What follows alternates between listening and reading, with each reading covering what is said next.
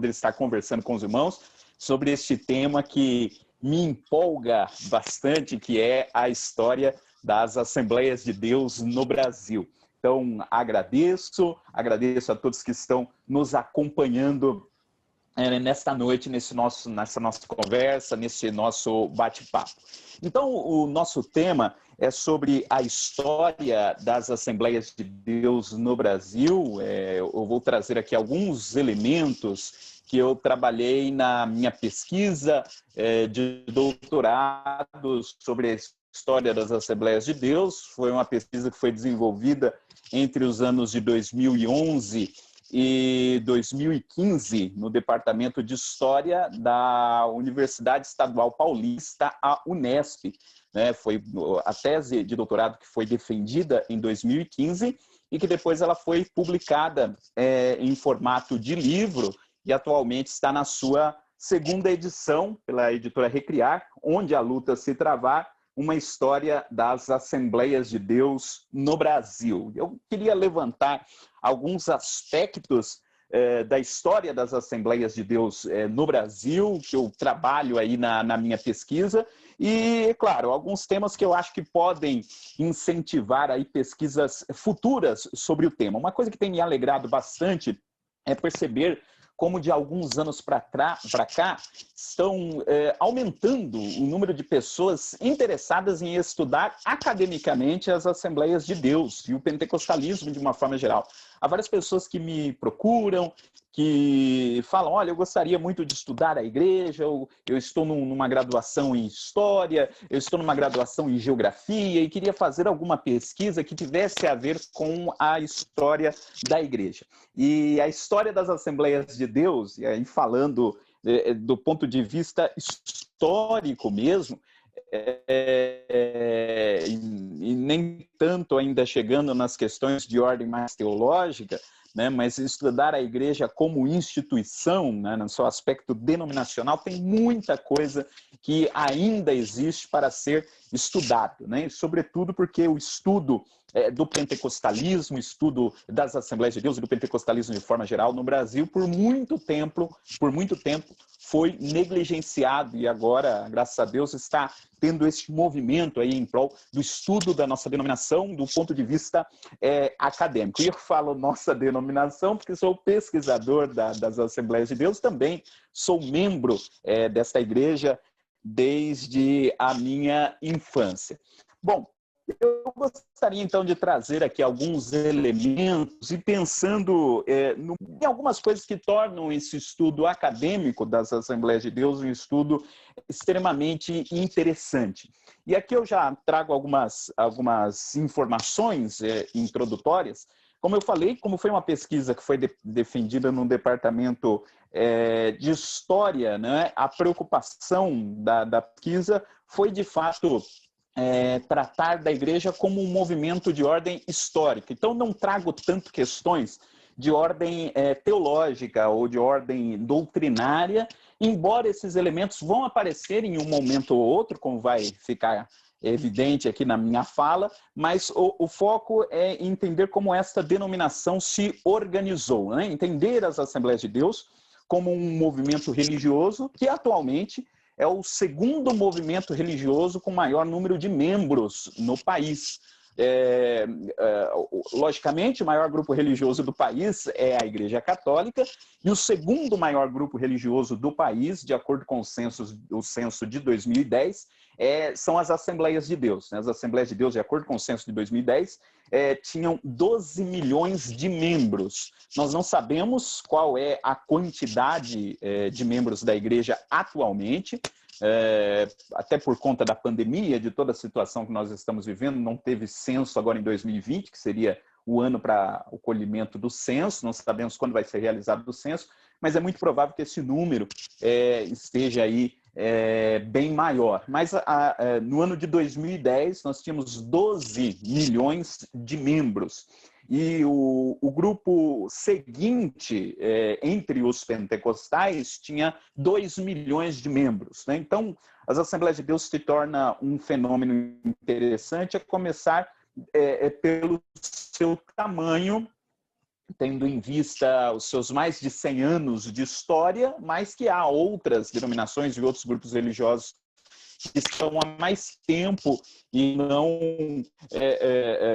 alcançaram esse número, né? E, lógico, nosso objetivo aqui não é fazer nem fazer uma defesa da denominação, nesse sentido de dizer, olha, nós somos o maior movimento e enobrecer o movimento, mas também não é o objetivo de fazer uma crítica pela crítica, não é?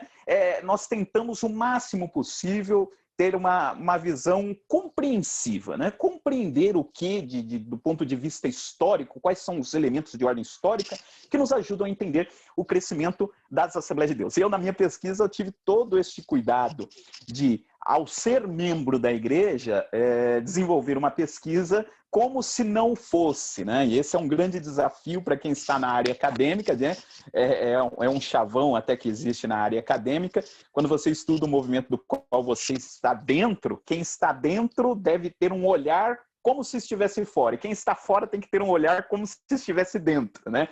Então você tem que ter essa perspectiva para poder compreender o movimento, e foi o desafio que eu tive aí durante essa pesquisa. Mas o que chama, então, a atenção nas Assembleias de Deus? Primeiro, o seu tamanho, o seu número de membros, e algumas características específicas das Assembleias de Deus brasileiras. As Assembleias de Deus brasileiras são diferentes das Assembleias de Deus no mundo, nos outros países do mundo. Isso, inclusive, é até um ponto importante para se destacar, que às vezes muita gente acaba confundindo. As Assembleias de Deus no Brasil não têm nenhuma relação com as Assembleias de Deus dos Estados Unidos, nenhuma relação de ordem histórica. Então, a Assembleia de Deus brasileira não foi fundada pelas Assembleias de Deus nos Estados Unidos. Não há uma relação hierárquica, uma relação de independência. Na realidade, o que há é o uso do mesmo nome, né? A denominação, muito provavelmente entre 1917 e 1918, passou a usar o nome Assembleia de Deus, que era um nome que já era usado há poucos anos lá nos Estados Unidos também. Mas não há uma relação de dependência entre as Assembleias de Deus brasileiras e as Assembleias de Deus nos Estados Unidos. Não houve, né? Então não foi as Assembleias de Deus dos Estados Unidos que fundaram as Assembleias de Deus brasileiras, embora exista ali o mesmo nome. E também a organização das Assembleias de Deus brasileiras são diferentes das organizações das Assembleias de Deus em outras partes do mundo. Depois nós vamos comentar aí a respeito disso também. Então, é uma igreja que tem essa especificidade, e uma especificidade assim muito marcante das Assembleias de Deus é o fato, você deve ter percebido, que durante toda a minha fala eu sempre estou falando de Assembleias de Deus, sempre usando o plural. E por que falar de Assembleias de Deus? Porque no contexto brasileiro não é possível falar de uma Assembleia de Deus única, no sentido denominacional, né? O que nós temos são vários grupos independentes, que são os ministérios, que fazem parte, né, dessa denominação que é a Assembleia de Deus. Mas, e logicamente, os assembleianos sabem muito bem disso, não existe uma direção geral, uma direção única da Assembleia de Deus no Brasil, né? Eu sempre gosto de frisar isso. Em 2013, acho que foi isso, eu me lembro que uma das vezes em que o pastor José Wellington Bezerra da Costa ele foi reeleito para a presidência da CGADB, a Convenção Geral das Assembleias de Deus no Brasil, hoje é o pastor José Wellington Júnior, né, que é o presidente, mas em uma das últimas vezes que ele foi reeleito, teve uma matéria no Jornal Nacional. E lá no Jornal Nacional, eu lembro que a manchete do Jornal Nacional era: os assembleanos escolheram seu novo presidente. E a matéria falava justamente disso, foi escolhido o novo presidente da igreja, né? E na realidade não é possível falar de uma figura que seja o presidente das Assembleias de Deus de uma forma geral, porque as Assembleias de Deus elas estão divididas em ministérios, que são ministérios independentes, alguns deles agrupados em torno de uma mesma convenção,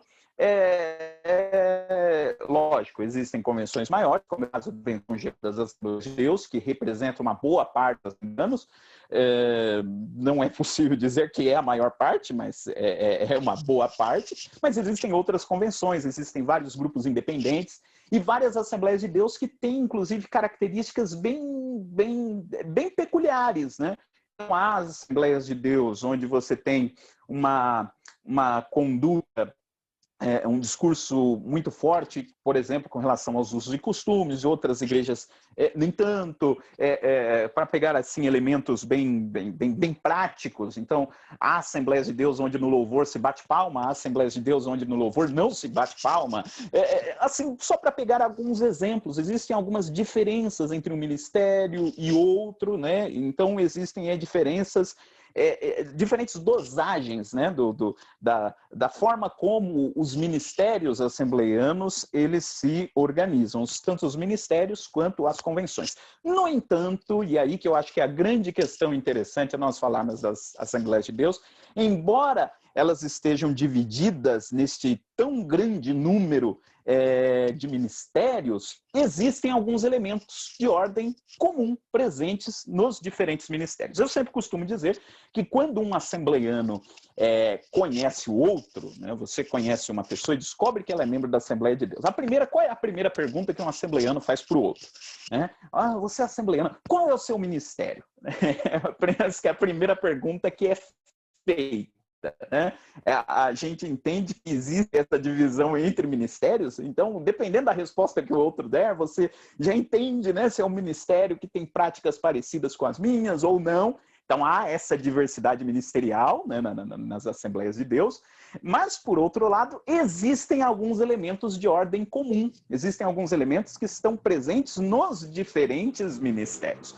No passado, esses elementos eram em maior número. Então, por exemplo, já que nós estamos num grupo EBD em questão, um exemplo era a revista da Escola Dominical. Então, até algumas décadas atrás, independente de qual fosse o ministério, você tinha uma única revista de escola dominical valendo para todos os ministérios, que era a revista de Lições Bíblicas da CPAD, que existe até hoje, né? Surgiu lá na década de 30, né? De algum tempo para cá, você já tem várias outras opções. Existem outras igrejas que usam outras revistas, né? Então, em determinado momento, a revista de escola dominical era um elemento presente nos diferentes ministérios. Hoje já não. Né? A convenção geral, que eu falei, em determinado momento era um elemento que abrangia toda a denominação, hoje já não mais, existem outras convenções. A própria editora, CPAD, enfim, existem vários elementos que hoje já não cobrem toda a denominação e existem alguns que ainda cobrem. Talvez não em 100% dos casos, mas na maioria deles. Por exemplo, a harpa cristã. Então, você tem diferentes dosagens aí de assembleianismos, né? Mas você tem, na maior parte deles, por exemplo, os 3 hinos da harpa cristã que são cantados ao começo de cada culto. Né? A harpa cristã aparece como um elemento desta grande tradição assembleiana que foi construída ao longo do século, e é algo que aparece ainda presente dentre essas diferentes alas aí assembleianas. Um outro caso, né? A saudação assembleiana, a paz do Senhor, é algo que circula entre os diferentes ministérios. Tá certo que em alguns lugares é abreviado, né, apenas para paz, mas de qualquer forma, você tem a saudação como algo que está presente nos diferentes ministérios e até em outras denominações pentecostais também, acho que do pentecostalismo de uma forma geral, mas é algo que surgiu de dentro aí das Assembleias de Deus. Então, o que eu quero dizer com tudo isso? Eu quero dizer que essa é a minha ideia principal para explicar esse crescimento assembleiano, é pensar que as Assembleias de Deus, em alguns aspectos, elas vão se quebrando, elas vão se dividindo, e em outros aspectos, tem alguns elementos que vão se mantendo. Então, à medida que a igreja vai se dividindo em ministérios, você tem elementos que vão se mantendo nesses diferentes ministérios. Existe uma tradição assembleiana que acaba se mantendo. Então, eu sempre parto dessa perspectiva ao pensar nas Assembleias de Deus. Existem coisas de ordem comum nos diferentes ministérios e existem as suas especificidades. E, na minha opinião, como historiador, eu entendo que esse foi um dos principais fatores que permitiu o crescimento das Assembleias de Deus. Essas diferentes modos, né, de adaptar a tradição assembleiana que deram origem a diferentes ministérios contribuíram para o crescimento da igreja entre diferentes grupos também. Então, eu penso muito nessa questão dessa tradição assembleiana, né, nesses elementos que estão presentes em diferentes ministérios, e o que eu gostaria de discutir aqui com os irmãos hoje é como é que foi formada isso que nós chamamos de tradição assembleiana. Né? Todo esse jeitão nosso de ser assembleiano, né?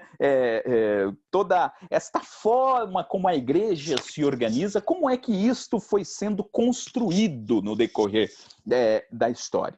Porque isso acontece conosco, que nascemos nas Assembleias de Deus, e acontece com qualquer pessoa que está acostumada desde o começo da sua vida com um determinado grupo que ele faz parte. A gente parece que tem essa impressão de que as coisas sempre foram assim. Então, eu nasci dentro de determinada tradição e, às vezes, a gente tem essa noção, essa impressão de que essa tradição sempre foi dessa forma. Então, a tradição assembleiana, ela sempre foi assim. E, na realidade, ela é fruto de um processo histórico que foi sendo construído e talvez coisas que hoje, para quem é um assembleiano hoje, já seja bem consolidado, talvez não tivessem sido nas décadas anteriores, na época do pai, na época do avô.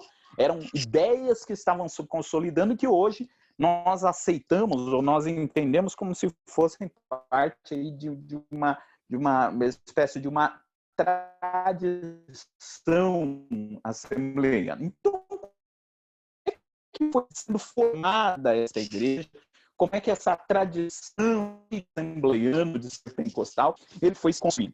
E analisando a dimensão, a gente percebe que as Assembleias de Deus, elas têm aí no seu DNA, se é que podemos dizer assim, ou nas suas matrizes aí de origem, diferentes grupos, diferentes tradições que foram se mesclando para dar origem ao jeito assembleiano de ser. Então, todos nós sabemos muito bem da história de fundação da igreja. Então, nós dizemos que as Assembleias de Deus, elas foram fundadas pelos 2 missionários suecos, Daniel Berg e Gunnar Wingren, que vieram para o Brasil em 1910, e aqui eu acho que não há necessidade de eu repetir, né, toda a história que é bem conhecida aí no campo assembleiano, de como eles vieram para o Brasil, em Belém do Pará, e começaram a frequentar a Igreja Batista lá em Belém do Pará, a igreja que tinha como pastor um sueco, né? Isso é muito importante destacar também, né? Na época, Belém do Pará era uma cidade que era muito frequentada por estrangeiros e tinha uma população estrangeira muito grande, era a época da produção da borracha, então o Porto de Belém era muito movimentado, era uma cidade extremamente movimentada naquela época, com muitos estrangeiros ali presentes, e inclusive havia vínculos aí com a Suécia ali também, enfim, mas não é o tema do que nós estamos falando. Mas só para falar disso, né? A igreja ela foi fundada por 2 missionários suecos, Daniel Berg e Gunnar Wingren, chegaram aqui com 26 e 31 anos, respectivamente, e começam a realizar cultos ali na Igreja Batista de Belém do Pará, a igreja que, quando eles estavam ali, o pastor estava em viagens missionárias pelo interior, então era uma igreja que estava com um vazio ali de poder, e aí soma-se a isso a pregação sobre o batismo com o Espírito Santo, sobre os dons espirituais, e aí, como todos já sabem, isso culminou na exclusão dos fundadores junto com um grupo ali de irmãos que deram origem à missão da fé apostólica, que depois se transformaria nas Assembleias de Deus. Então, eu destacaria que a gente pode dizer que essa primeira tradição que está nessa origem assembleiana é essa tradição sueca.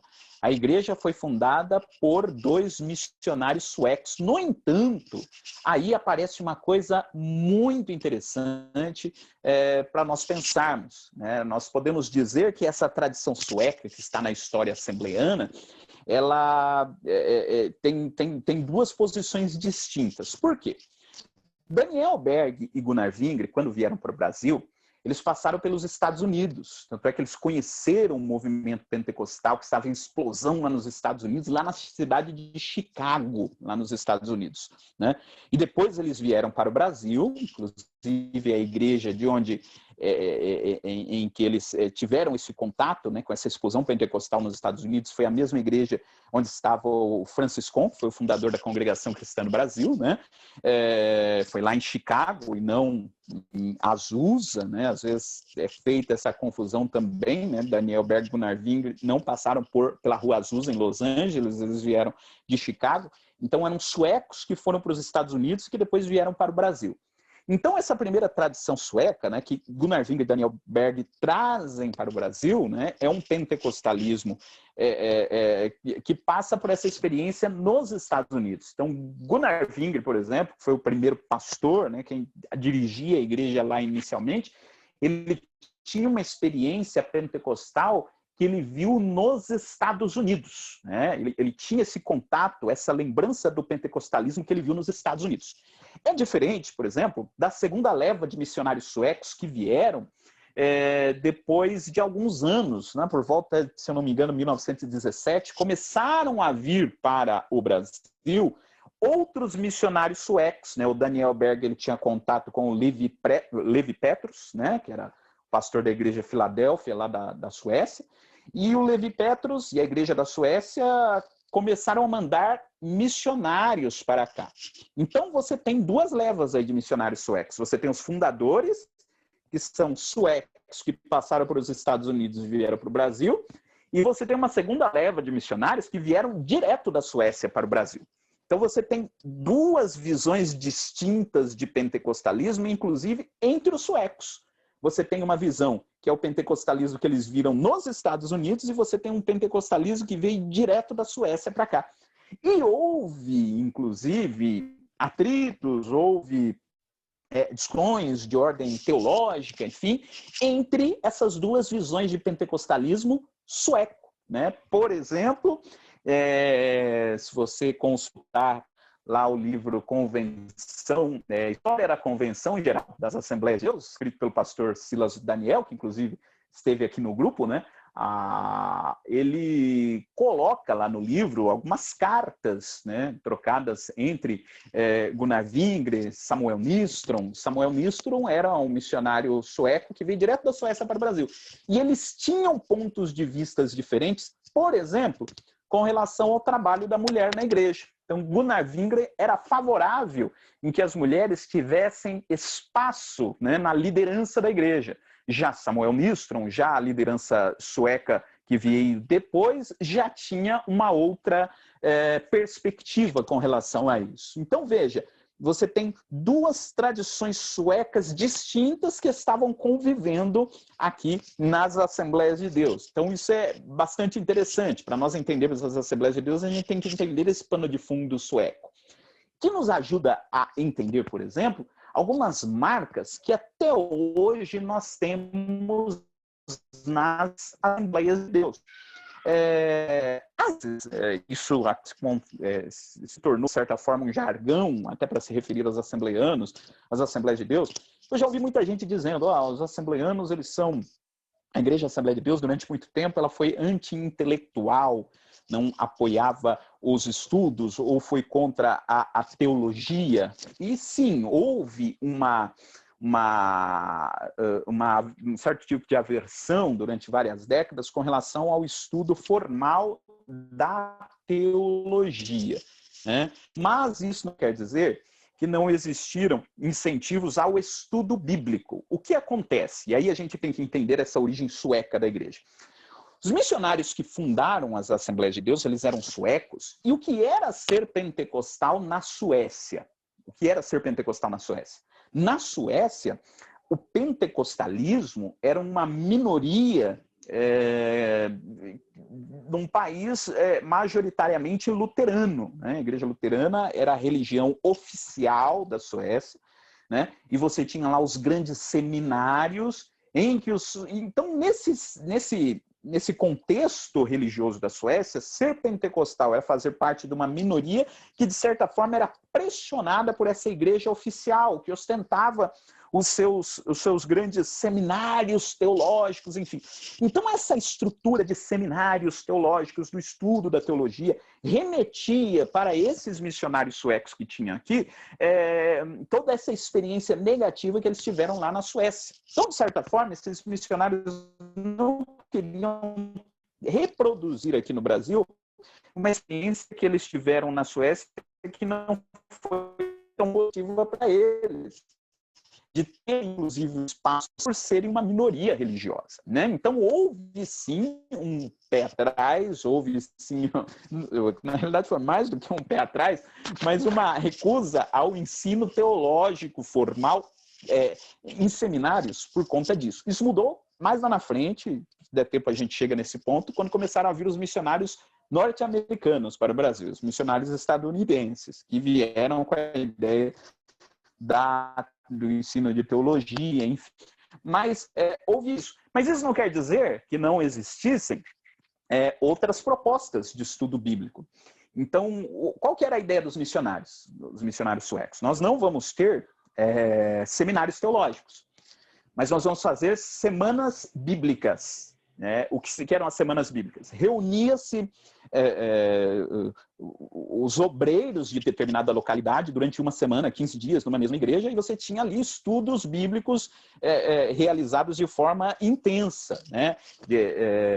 De forma concentrada. Isso eram as semanas bíblicas, que deram origem ao que existem em vários ministérios assembleanos até hoje, que são as escolas bíblicas de obreiros. Por exemplo, no meu ministério, do qual eu faço parte, existe a Escola Bíblica de Obreiros. O que é a Escola Bíblica de Obreiros, né? É algo que tem origem nessa tradição sueca desses estudos bíblicos concentrados, né? Algo que permanece até hoje. Então, por exemplo, quando a gente vai tentar entender essa lógica da teologia, eu sei que irmãos mais experientes que estão nos acompanhando podem falar isso. Não, antigamente, às vezes quem fazia teologia era criticado, existia uma posição contra a teologia. Para entender esse sentimento, a gente tem que voltar lá atrás, né? Então, tem a ver com essa experiência sueca e que, ao ser assimilada, talvez não foi assimilada junto com toda essa perspectiva que eles tinham lá, né? Então, e aí se juntaram vários outros fatores e, de fato, a igreja durante muito tempo teve esse pé atrás com relação aos estudos teológicos. Então, a gente pode falar dessa tradição sueca, pensando que mesmo na tradição sueca você tem uma divisão, você tem uma visão que era a visão de Gunnar Wingren, outra que era de Samuel Nistron, inclusive até no meu livro eu falo da era Wingren e da era Nistron, são dois momentos distintos aí da tradição assembleiana se consolidando aqui no país. Mas é importante notar, por exemplo, que existe nessa cultura assembleiana, nessa tradição assembleiana, elementos de ordem protestante, das igrejas protestantes, das igrejas evangélicas não pentecostais. Pois veja, quando as Assembleias de Deus foram fundadas, lá em 1911, eu sei que os pentecostais também são protestantes, mas aqui eu estou usando o termo protestante só para distinguir dos pentecostais, porque fica mais fácil de falar, né, didaticamente. Então, eu digo das igrejas protestantes pensando nos não pentecostais, só para ficar mais didática aqui a minha fala, né? Mas existe essa origem protestante nas Assembleias de Deus, e quando elas chegaram, as igrejas protestantes já estavam presentes no país, desde o século XIX, não é? E quando a igreja foi fundada, inclusive até o pastor Israel Araújo destaca isso lá no dicionário do movimento pentecostal, quando eles saem da Igreja Batista, onde é que foi o primeiro lugar onde começaram a acontecer os cultos da Assembleia de Deus? Foi numa antiga congregação batista. Uma das congregações daquela igreja foi que recebeu aquele grupo. Uma congregação batista que virou a primeira Assembleia de Deus no Brasil, né? Era a Missão da Fé Apostólica, né? Naquele momento era o nome que era usado. E assim, muito dessa tradição protestante ela foi incorporada ao movimento pentecostal assembleiano. Tanto veja um dado interessante, eu falei que um dos elementos da tradição assembleiana é a harpa cristã.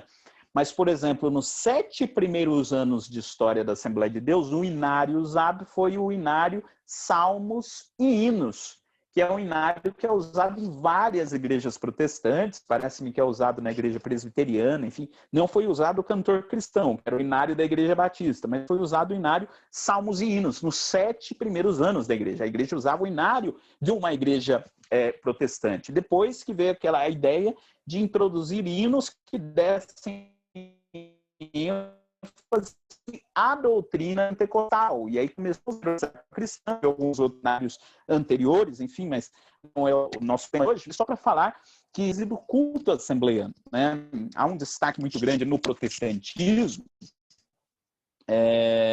para se falar da importância das Sagradas Escrituras, né? A importância da Bíblia, da leitura bíblica. E eu acho assim muito interessante porque o assembleiano, o pentecostal, de uma forma geral, é conhecido, o culto assembleiano, o culto pentecostal é conhecido como um culto onde todo mundo se manifesta, né? Que tem o glória a Deus, o aleluia o tempo todo. Mas é muito interessante o que acontece no momento da leitura bíblica. Porque no momento da leitura bíblica, o que acontece no culto assembleiano na hora da leitura bíblica? Tem silêncio, né? Nem parece que é aquela igreja pentecostal, né? Todo mundo fica em silêncio, reverente, né? Tem ministério onde todo mundo lê de pé e até tem pastor que fala, olha, a leitura bíblica, ninguém circule no templo. E faz aquele silêncio, aquela reverência em relação à leitura. E por quê? Porque as Assembleias de Deus têm uma origem protestante. Então, às vezes tem-se ter uma falsa argumentação, que quer, por exemplo, colocar pentecostais de um lado e os não pentecostais de outro, mas na realidade vêm do mesmo ramo, né? As Assembleias de Deus têm esse componente protestante, e eu acho que esse momento da leitura bíblica demonstra isso de uma forma bem enfática, né? É a importância que se dá a leitura bíblica dentro do assembleianismo, né? E a gente conhece, eu pelo menos conheci pessoas que foram alfabetizadas para poder acompanhar a leitura bíblica do culto assembleiano. Quem nunca viu alguém que vai dar um testemunho e fala, olha, eu tenho pouca leitura, mas com muita dificuldade a irmã vai lá, o irmão vai lá e lê lá um texto da Bíblia, né? Esse valor que é dado às escrituras e que está presente no culto assembleiano até agora e que mostra essa raiz protestante que existe nas Assembleias de Deus. Então, nós temos aí esses elementos presentes, inclusive, no culto, né? Até hoje. Eu poderia falar, por exemplo, das escolas dominicais, né? As escolas dominicais, e aqui eu falo para um grupo composto majoritariamente de pessoas envolvidas aí na escola dominical, né? A escola dominical é algo que vem das igrejas protestantes e foi assimilado por completo pelas Assembleias de Deus, né? Inclusive com relação no início usava-se também a revista que era utilizada em outras igrejas protestantes, depois se criou a própria revista assembleiana, enfim, isso é para dizer que é possível enxergar essas coisas entender, eu estou querendo dizer que para entender a Assembleia de Deus, a gente tem que entender esse passado sueco, nessa tradição sueca, a gente tem que entender esses elementos protestantes. Outra coisa que a gente precisa entender, né, porque a igreja ela foi fundada pelos suecos e depois ela cresce principalmente na região norte e na região nordeste do país. Então tem o Paul Freston, que foi um dos primeiros a fazer um trabalho de maior fôlego aí sobre as Assembleias de Deus. Ele tem, na sua tese lá de 1993, ele não é só sobre a Assembleia de Deus, mas ele gasta um bom tempo falando sobre as Assembleias de Deus. Ele cria até um termo que ele diz que as Assembleias de Deus eles têm um eto sueco nordestino. Essa expressão ela é famosa para aqueles que estudam, né, o movimento assembleiano, né, o eto sueco nordestino. Que é uma igreja que é fundada por suecos e depois cresce no ambiente nordestino, né? As primeiras lideranças assembleianas, elas são lideranças que vieram do contexto nordestino. Os primeiros pastores brasileiros. Por exemplo, Cícero Canuto de Lima, que foi o primeiro presidente da Convenção Geral das Assembleias de Deus, que se reuniu lá em 1930 em Natal, ele era paraibano. Na realidade, ele era paraense, né? Ele era do Pará, depois ele foi para Paraíba, depois para o Rio de Janeiro, enfim, veio para São Paulo, né? Mas uma liderança nordestina naquele momento, que deu esse start aí para a criação da Convenção Geral das Assembleias de Deus. Então, entender esse ambiente nordestino da década de 20, da década de 30, que é onde a igreja começa a se expandir de uma forma mais contundente, né? É algo que eu gosto de falar, esse primeiro de crescimento da igreja, que a igreja ela cresce de uma forma muito interessante, porque hoje, quando você pensa em abrir uma nova igreja, abrir uma nova congregação, abrir um salão, né, como nós assembleanos falamos, qual a ideia, né? Você manda um obreiro para determinada localidade, né? Vem o obreiro e daquele obreiro vem a igreja. Só que a igreja, no seu início, acontecia um outro processo, né, que tem um estudioso chamado Francisco Cartacho Rolim, ele chama de nucleação. O que é a nucleação?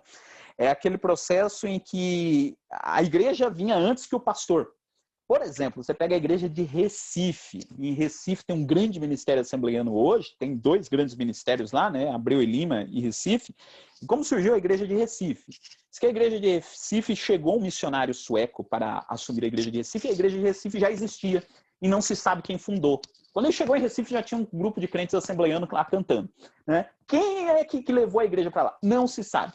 Os grupos de crentes se reuniam, surgia a igreja, depois que tinha um grupo consolidado, vinha um obreiro, né? A demanda de abertura de novos trabalhos era muito maior do que a demanda de obreiros, né? na igreja nesse primeiro momento, né? O meu caso aqui em Perus, eu moro em Perus, que é um bairro da cidade de São Paulo, aconteceu isso também. A igreja ela começou aqui por conta da fábrica de cimento. Então veio muita gente do interior trabalhar na fábrica de cimento, né? E tem até alguém comentando lá, tem uns irmãos nordestinos que estão aí nos acompanhando, e é bem isso, né? Aqui na fábrica de cimento de Perus, que é o meu bairro, foi esse processo. O pessoal veio do interior para trabalhar na fábrica de cimento e tinha um grupo de assembleianos, né? E a maior parte deles era de origem da mesma cidade, e eles falaram, a gente está aqui, não tem igreja Assembleia de Deus, vamos começar a fazer os cultos. Eles começaram a fazer uma igreja, não tinha pastor. Depois eles tiveram que ir para as igrejas que já estavam formadas na cidade para pedir um obreiro para vir para lá. Então a igreja surgia primeiro do que os próprios obreiros, né? Então isso é muito interessante. Então a gente precisa entender essa realidade nordestina neste momento, né? A gente precisa entender algo para compreender essa tradição assembleiana também, sobre a questão popular da igreja, né? O que eu chamo aí de questão popular, né? O valor que se dá no assembleianismo à participação do povo. E aqui eu já disse, né? Essas primeiras igrejas surgiam primeiro com o povo, e depois vinha os pastores para liderar. E existe um dado, que existem várias pesquisas sociológicas que apontam nesta direção, e eu também pude observar isso quando pesquisei essa Assembleia de Deus e o pentecostalismo de uma forma geral, né? Existem muitas pessoas que se converteram ao pentecostalismo, se tornaram assembleianas, por conta do seu processo de migração.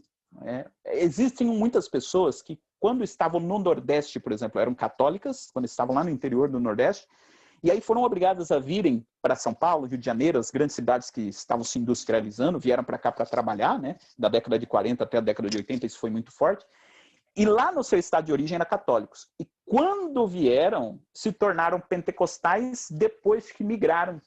E por quê? E aí é uma explicação que a sociologia, vários sociólogos, historiadores entendem desta forma, né? Que essas pessoas acabavam se sentindo muito mais confortáveis, ou se sentiam muito mais bem-vindas, ou muito mais acolhidas no ambiente assembleiano ou no ambiente pentecostal nessas cidades do que no catolicismo, né? Porque eles não se sentiam tão ligados ao catolicismo que eles encontravam nas grandes cidades, mas se sentiam acolhidos pelo pentecostalismo que encontraram nessas cidades. Então, isso também favoreceu muito esse crescimento assembleiano. Então, essa participação popular é muito interessante para a gente entender essa cultura assembleiana. Então, por exemplo, nas Assembleias de Deus e na maior parte dos pentecostalismos, acontece isso.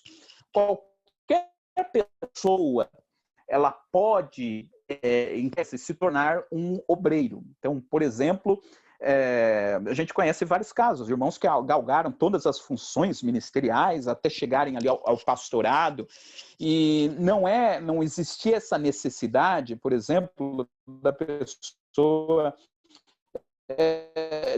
ter que fazer um seminário de anos depois passarem a atuar obreiros, né? Então, isso fez com que várias lideranças populares se formassem no seio das Assembleias de Deus. E aqui eu falei também a respeito do culto, e isso é algo que eu acho assim sensacional, né? Maravilhoso, quando a gente observa o culto pentecostal ou o culto assembleiano.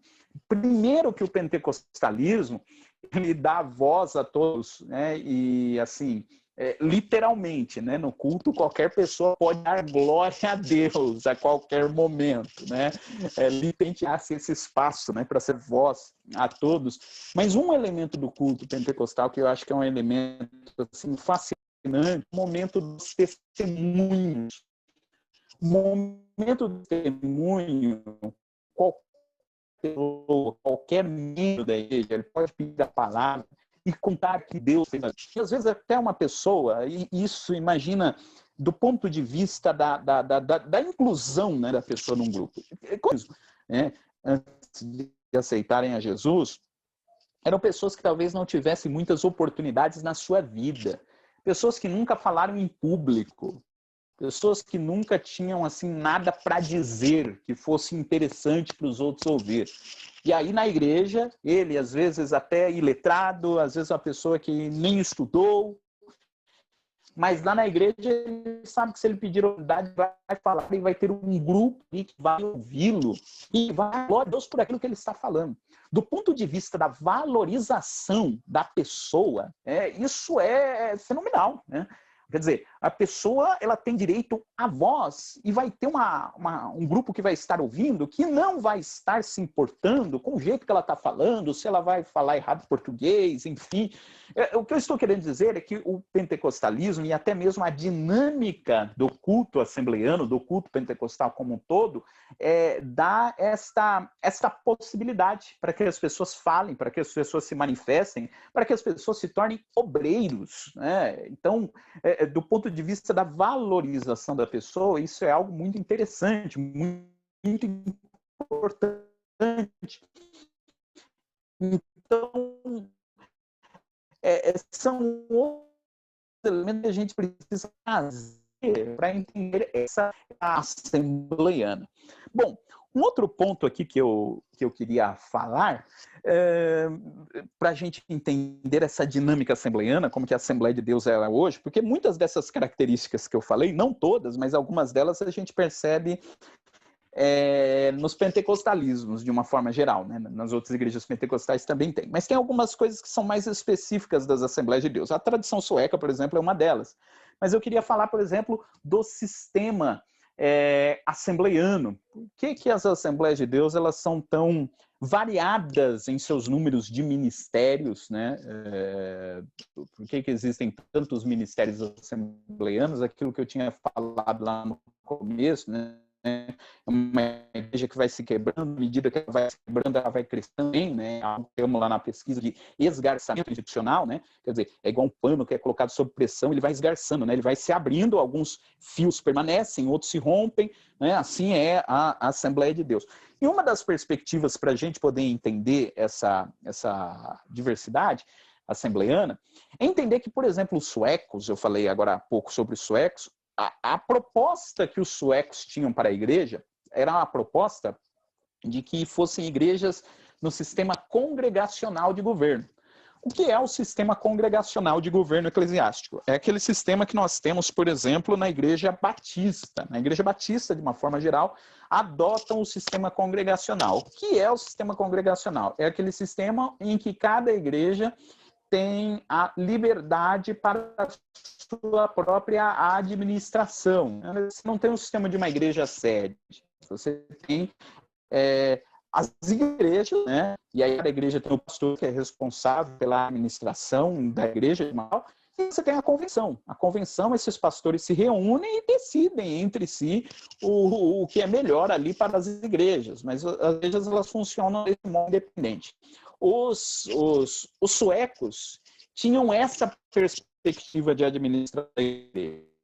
Os suecos eles tinham essa perspectiva congregacional para as Assembleias de Deus. Tanto é que talvez seja um dos motivos, não o único, mas um dos motivos para entender porque lá em 1930, na Convenção Geral, os suecos decidem meio que se afastar, né, da direção da igreja, embora tenham permanecido até a década de 50, tendo grande influência na igreja. Por conta dessa perspectiva congregacional, as igrejas se autogerem. Então, por exemplo, nas primeiras décadas, não fazia sentido usar a expressão igreja sede, né? Não tinham igrejas sedes, igrejas maiores expressão, porque a ideia era ter essas igrejas no sistema congregacional. E a ideia, ela permaneceu, né, durante as Assembleias de Deus e ainda permanece hoje. Eu vou explicar em que sentido que ela permanece hoje, mas inicialmente essa ideia das igrejas serem independentes. No entanto, com o passar do tempo, o que começou a acontecer? Esse sistema de igrejas independentes funcionou muito bem nas primeiras décadas. No entanto, essas igrejas independentes começaram a agrupar algumas congregações em torno de si. Então, por exemplo, a gente pode falar do pastor Paulo Leivas Macalão, que foi um dos primeiros, se não o primeiro, a introduzir esse sistema nas Assembleias de Deus. Vocês sabem que o Paulo Leivas Macalão, na década de 30, ele saiu pela periferia do Rio de Janeiro, pelos subúrbios, e ele começou a fundar igrejas. E essas igrejas passaram a estar ligadas à igreja de Madureira, que ele havia fundado. Inicialmente foi a igreja de Bangu, e depois passou a ser a igreja de Madureira, que passou a ser um centro em torno daquelas igrejas que ele estava dando na periferia do Rio, passaram a estar ligadas.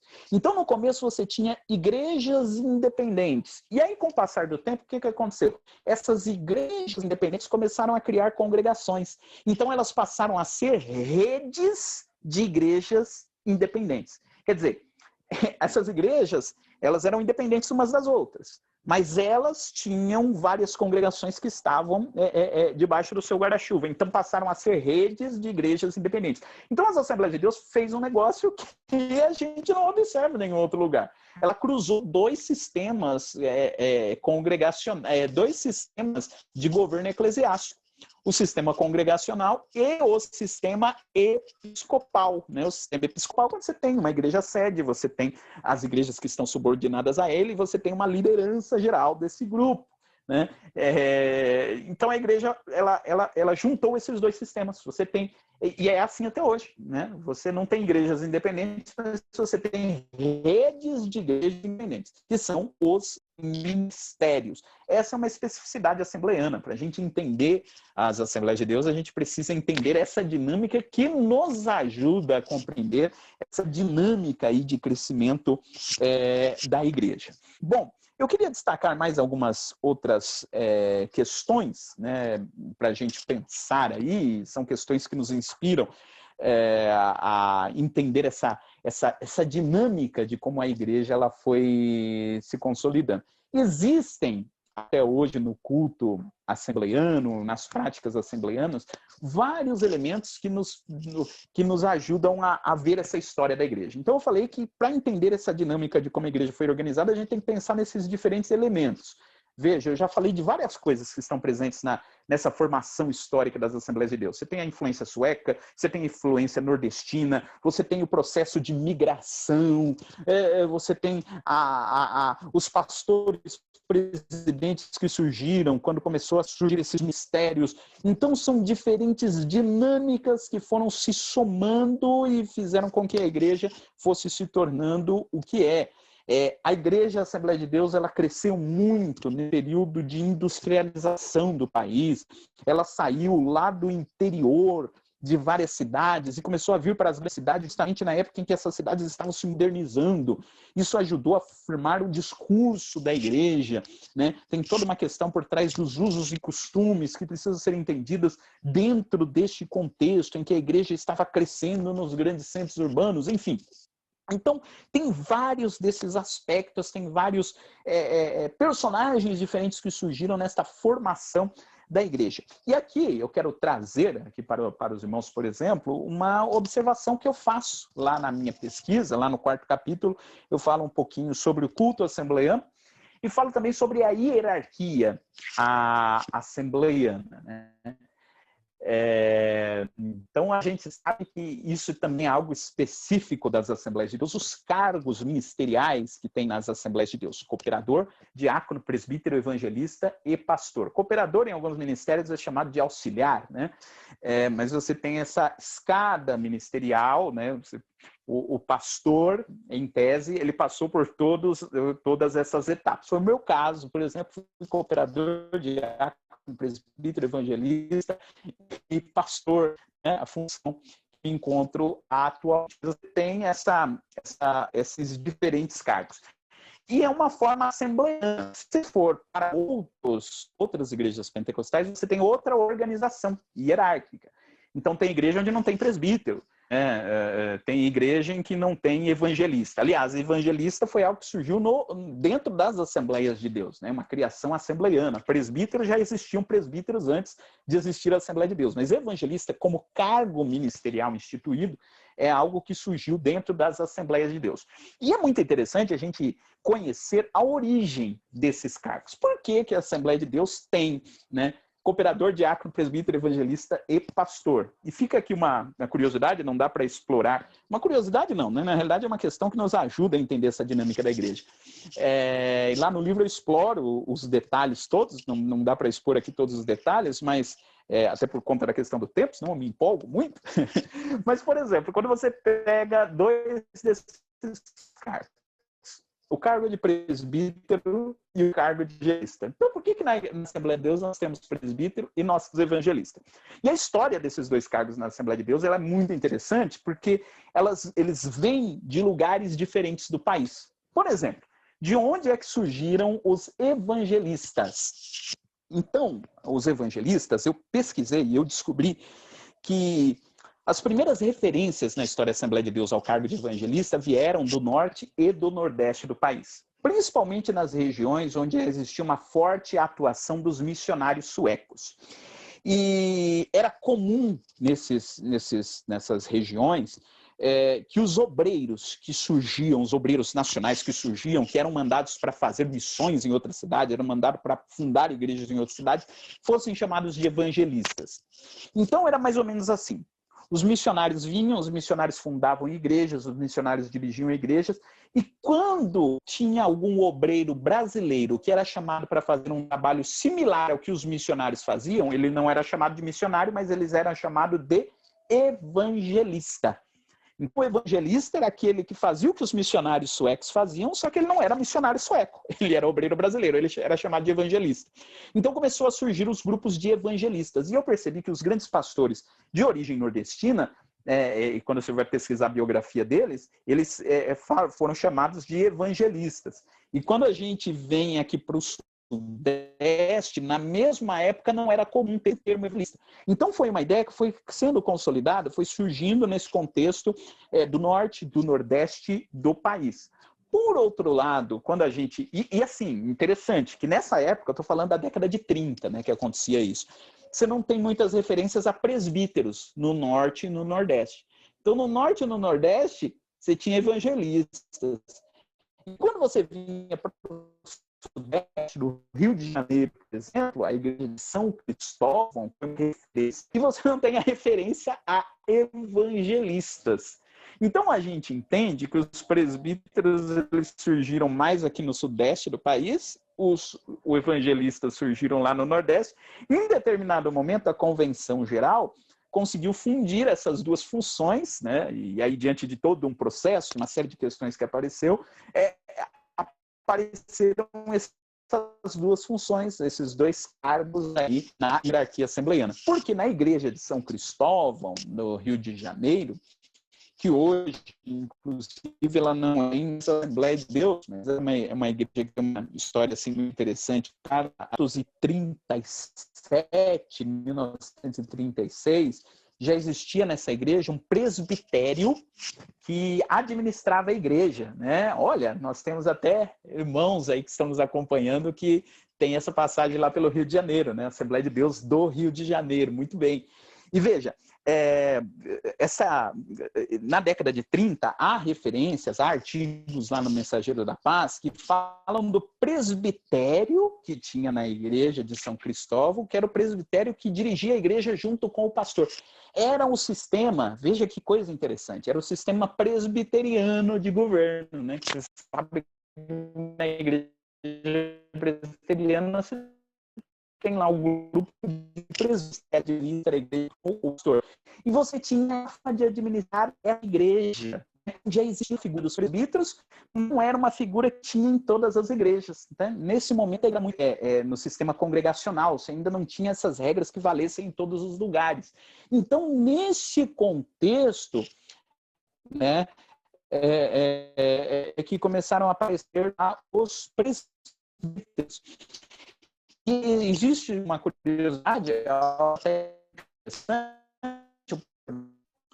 Alcebiades Vasconcelos, que dirigiu a igreja de Cristóvão, ele ter dirigido a igreja de São Cristóvão, ele aboliu o cargo de presbíteros na igreja de Manaus. Ele chegou em Manaus e falou, não vamos ter, não é mais necessário ter a função de presbítero, né? E a igreja de Manaus ficou sem presbíteros. Então, veja que coisa interessante. Hoje é algo que para nós já está bem consolidado, né, dentro da tradição assembleiana, mas houve aí uma série de discussões, de debates. Então, se você pega o jornal Mensageiro da Paz da década de 30, da década de 50, você tem artigos que eram escritos lá por pastores, por missionários, dizendo, olha, tem que ter presbítero na igreja, e você já tem outros artigos dizendo, não, a igreja não tem necessidade de presbíteros, né? Então, dentro desses debates todos que foi criada essa organização eclesiástica, essa organização hierárquica que a gente tem aqui, né? E a gente poderia dar outros exemplos com relação à harpa cristã também, né? Como que a harpa cristã ela foi se consolidando como um inário oficial da igreja, né?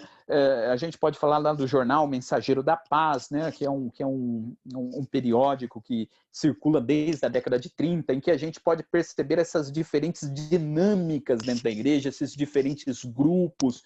Mas, assim, para resumir tudo, para não entrar mais em mais detalhes, né, a respeito disso, o que eu posso dizer é que a história das Assembleias de Deus no Brasil é uma história marcada por essas diferentes culturas que foram se somando. Né? A história da igreja ela é marcada por essas diferentes tradições que foram se somando e se tornaram no que hoje a gente chama de tradição assembleiana.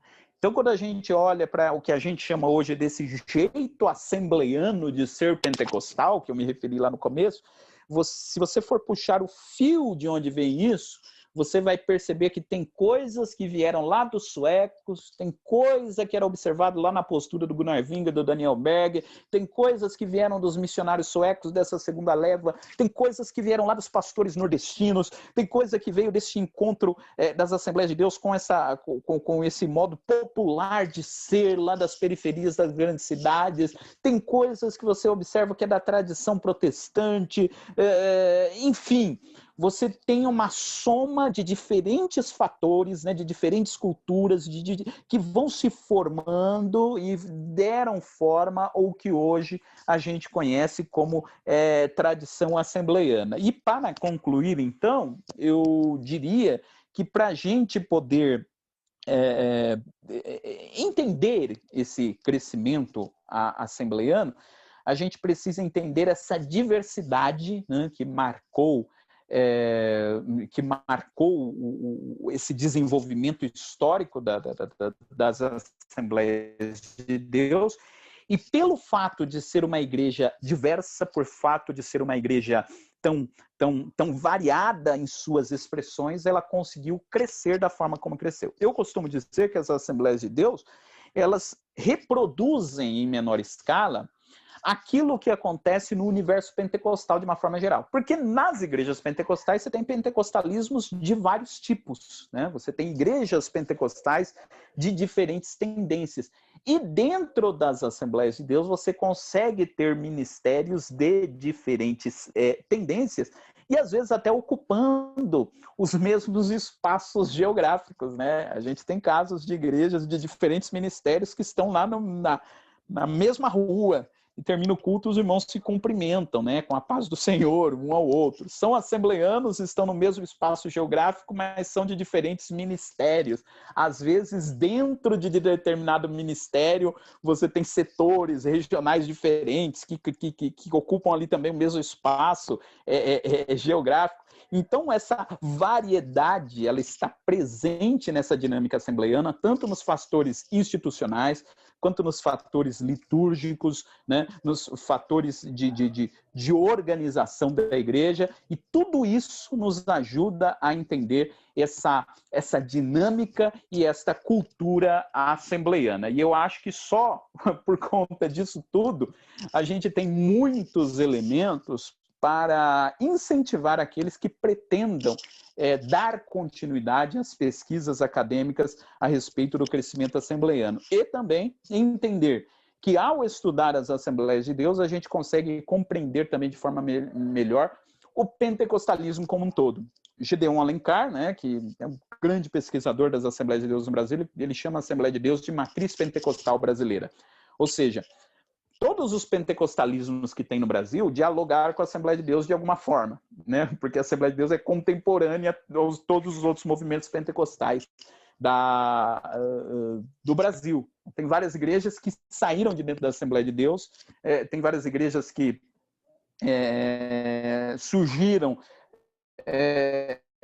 levando consigo a tradição da Assembleia de Deus, outras igrejas surgindo, se opondo a alguns aspectos da tradição de Deus, mas as Assembleias de Deus conseguem esse diálogo, né? Diálogo nesse sentido de que todos os outros movimentos são contemporâneos a ela, então ela se torna, de certa forma, aí, uma matriz central do Brasil, né? Como deu um muito bem colocou lá na sua tese. Bom, irmãos, eu acho que eu fico por aqui, foram os elementos que eu quis mostrar.